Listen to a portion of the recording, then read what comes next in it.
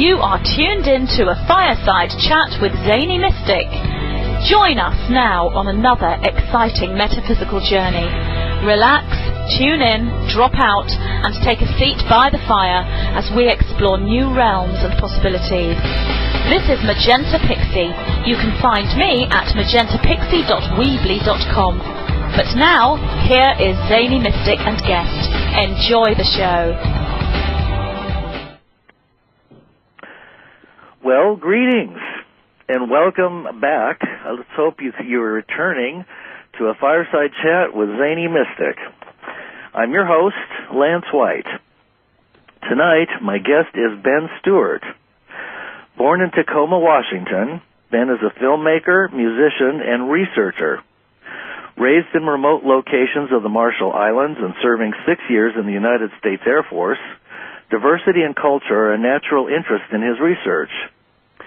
Some of the main fields of study include gnosis, spiritual science, suppressed history, the occult, comparative religions, mythology, astrology, numerology, depth psychology, and physics, with leading research from cellular biology, DNA, electromagnetism, and sacred geometry, and he is creating quite a stir in the professional fields.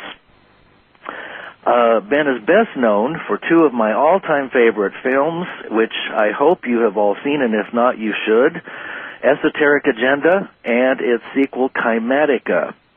The depth and vast scope of these two works has made them standards which all need to be held to. So let's find out more about Ben now. Hi, Ben. How are you? Not too bad. Thank you for having me on the show. It's an honor. Oh, well, thank you. It's an honor to have you. My goodness, you broke so much ground in creating. Well, first the Esoteric Agenda. You were in your early 20s when you put that together, and I just can't believe how you assembled such a vast compendium of information and put it together in such a way that we can all understand, you know, what's happening, and I mean, it's really a masterpiece. Well, thank you. Really, I mean, like the biggest credit must go to all the researchers that helped me along the way, meaning all the ones who have done the work before me, all the authors, the books that I've read, the documentaries that I'd seen before that, a lot of the articles and a lot of the research that I was doing was really synthesized by many other people before me. So really the only thing I can truly take credit for from what you said is being able to put it into a palatable form for other people to digest and understand a little bit more, because all the hard work and the research was really done before me. So my job was a lot easier in that respect, I should say. Right. Yes, I hear you. I'm familiar with probably quite a few of the people that you pulled information from, and thank God there are others who have blazed a trail before us and will blaze trails after us, let's hope. Absolutely. So tell us a little bit, for those who may not be familiar with Esoteric Agenda, what the main, how can I put this into words? What is the gist of the film? What motivated you? What inspired you to make it? And what do you feel is the most important message that you're trying to convey in that film? Well, for that film specifically, actually what drove me to make the film, I can't say it was really an accident. It was more of, I guess, if it was an accident in any way, shape, or form, it was divine. But I was actually trying to make a music video for the group that I'm in, and as I was working on that, on basically just trying to figure out how to do video editing, I figured I would start with a short, maybe 15-minute documentary of explaining some of the lyrics to the band that I'm in.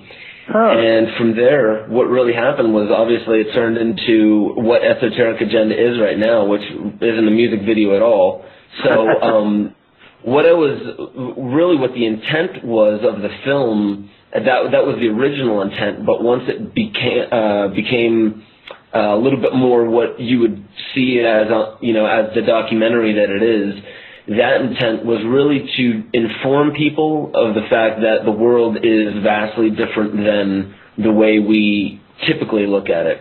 I mean, I found it to be more interesting than most movies, how the world really seems to tick when you take a deeper look at it, and that was what I wanted to explore a little bit more. So it was more of a very interesting exploration on my behalf to be able to do the film, because as I was researching it, I was really coming across a lot of this information on my own and finding it to be just a magnificent find. And as I was putting the pieces together, you know, as I said before, there are a lot of researchers that had put a lot of these pieces together, but then the wide scope of the information that goes into Esoteric Agenda I found to really correlate in a sense that absolutely every facet of our lives are in some way connected, and I really wanted to portray that, and that was why, you know, there's a lot of conspiracy films and a lot of conspiracy books out there, and I didn't just want to touch base on the negative things that you'd find out there. I wanted to also touch base on the things that really just by ineptitude, by complacency we've come to within humanity. And I think one of the biggest things is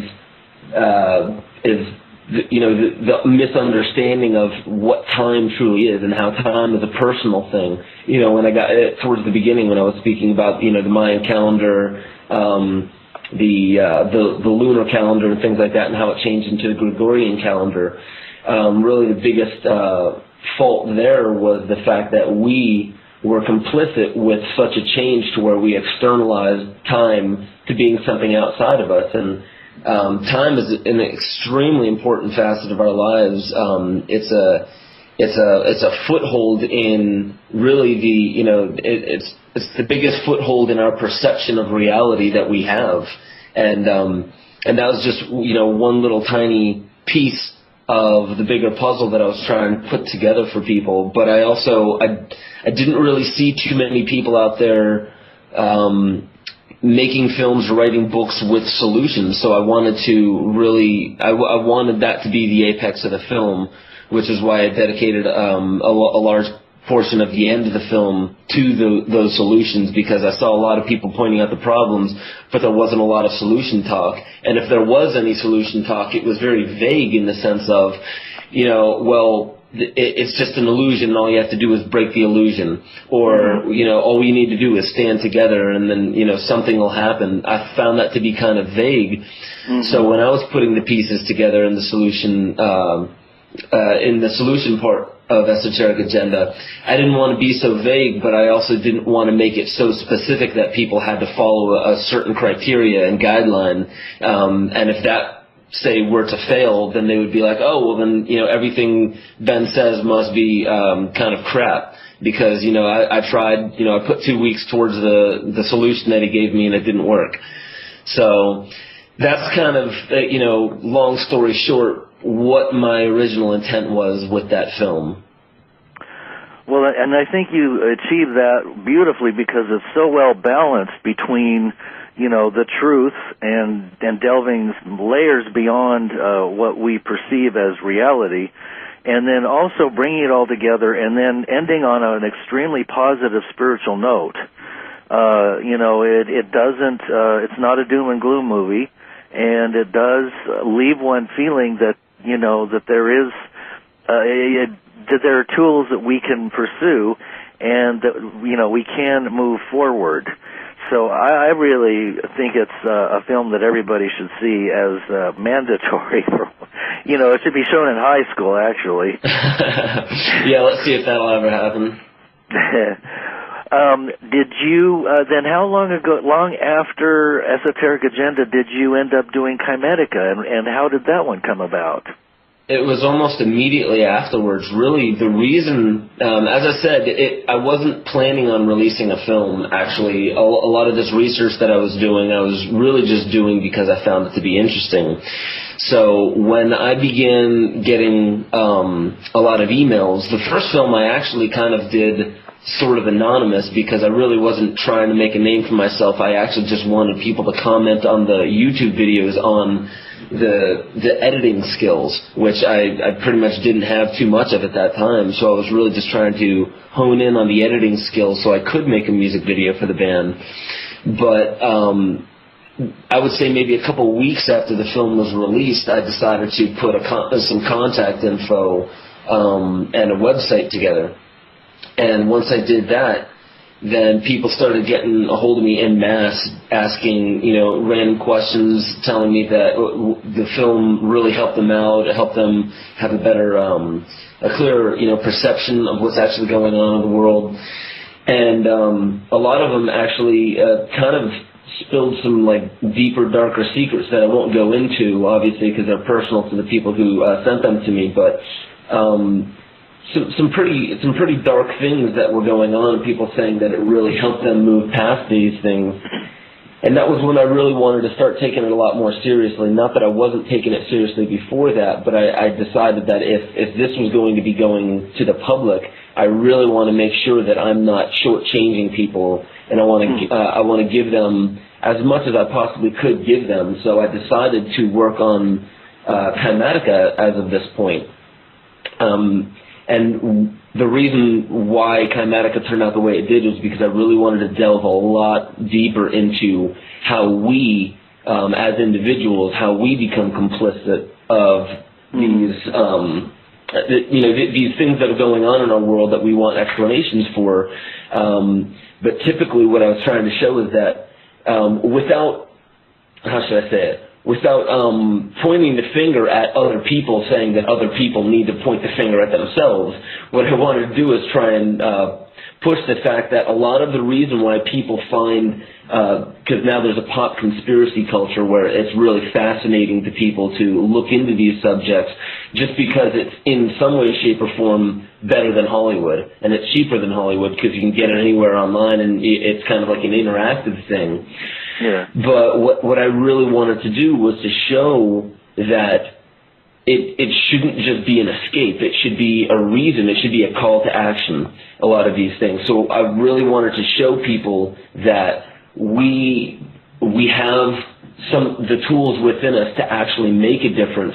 So it's not just something that we find interesting and we want to learn more about the Rothschilds so we can better point our finger. We want to learn more about central banking and learn more about HARP and learn more about chemtrails and all these things so we can better point the finger. I didn't want to contribute to that. I wanted to contribute to people recognizing the problem for what it was and then figuring out, okay, I somehow have my stake in this. I have, in some way, shape, or form, I have been complicit in the past. How can I stop feeding this monster? And that's really what KYMATICA was about. So when I was working on that film, I tried to give a good balance between actual specific detailed information and very metaphorical interpretive information. And some of the specific detailed information was obviously when I was getting into the suppression of certain texts, the way that tribes were suppressed, and the genocide that happened, because that's something that hits very close to home with me because I've been studying that for probably almost longer than anything else in this field. So when it gets into situations like that, I really wanted to give a nice balance between the details and the interpretive, metaphorical information. So you might be talking about the way that the indigenous tribes have been systematically erased, so that there's not a record of the way that is communicated with nature. That's the way I interpret it. Absolutely. That the ancient ways they're trying to wipe out the ancient ways so that they can rewrite the history of humanity in a way that is capable of controlling it increasingly without a lot of effort from the top, as I see it. No, absolutely. That's definitely what I wanted to really hone in on a lot of that information. I actually, in more of my latest research, have actually gone even deeper into why the tribes, why specific tribes were killed off, and why other tribes were only taking slaves to actually work the field. And he is creating quite a stir in the professional fields. Ben is best known for two of my all-time favorite films, which I hope you have all seen, and if not, you should. Esoteric Agenda and its sequel, KYMATICA. The depth and vast scope of these two works has made them standards which all need to be held to. So let's find out more about Ben now. You are tuned in to a Fireside Chat with Zany Mystic. Join us now on another exciting metaphysical journey. Relax, tune in, drop out, and take a seat by the fire as we explore new realms and possibilities. This is Magenta Pixie. You can find me at magentapixie.weebly.com. But now, here is Zany Mystic and guest. Enjoy the show. Hi Ben, how are you? Not too bad. Thank you for having me on the show. It's an honor. Oh, well, thank you. It's an honor to have you. My goodness. You broke so much ground in creating, first the Esoteric Agenda. You were in your early 20s when you put that together, and I just can't believe how you assembled such a vast Marshall Islands and serving 6 years in the United States Air Force. Diversity and culture are a natural interest in his research. Some of the main fields of study include gnosis, spiritual science, suppressed history, the occult, comparative religions, mythology, astrology, numerology, depth psychology, and physics, with leading research from cellular biology, DNA, electromagnetism, and sacred geometry. Well, greetings, and welcome back. Let's hope you're returning to a Fireside Chat with Zany Mystic. I'm your host, Lance White. Tonight, my guest is Ben Stewart. Born in Tacoma, Washington, Ben is a filmmaker, musician, and researcher. Raised in remote locations of